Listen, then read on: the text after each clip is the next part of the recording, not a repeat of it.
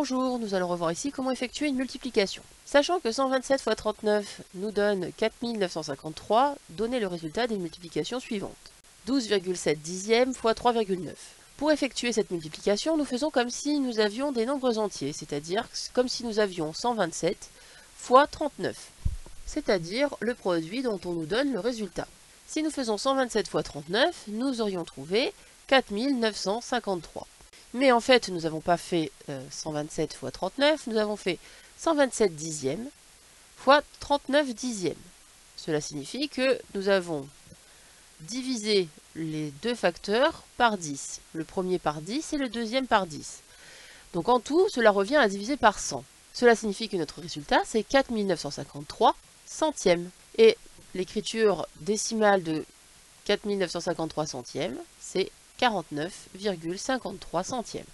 Si nous faisons maintenant 1270 fois 390, on se rend compte que finalement, 1270, c'est 127 fois 10. 390, c'est 39 fois 10.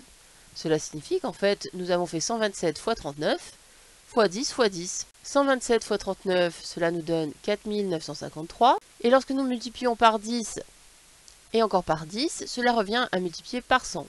Nous obtenons donc 495 300. Si nous voulons faire 0,127 millième fois 390, dans un premier temps, nous allons faire comme si nous avions des nombres entiers, c'est-à-dire comme si nous faisions 127 fois 390, c'est-à-dire 127 fois 39 fois 10. 127 fois 39, c'est 4953.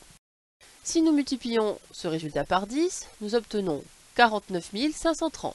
Une fois que nous nous sommes occupés de la multiplication comme si nous avions affaire à des entiers, et bien maintenant il va falloir réfléchir à où positionner la virgule. Dans 0,127 millième, en fait c'est 127 millièmes. 127 millièmes, c'est donc 1000 fois plus petit que 127.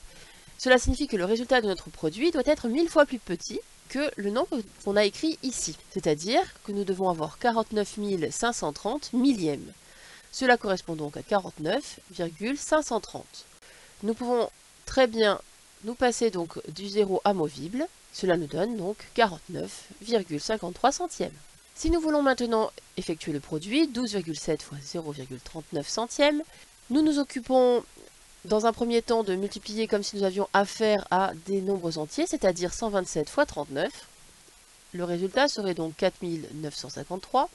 Et maintenant, nous allons réfléchir à où positionner notre virgule. 12,7 dixièmes correspond à 127 dixièmes. Et ici, nous avons donc 39 centièmes. Cela signifie que nous avons un nombre qui est 10 fois plus petit que 127, et ici un nombre qui est 100 fois plus petit que 39. En tout, le résultat doit être 1000 fois plus petit que 4953. Donc, on va obtenir 4953 millièmes.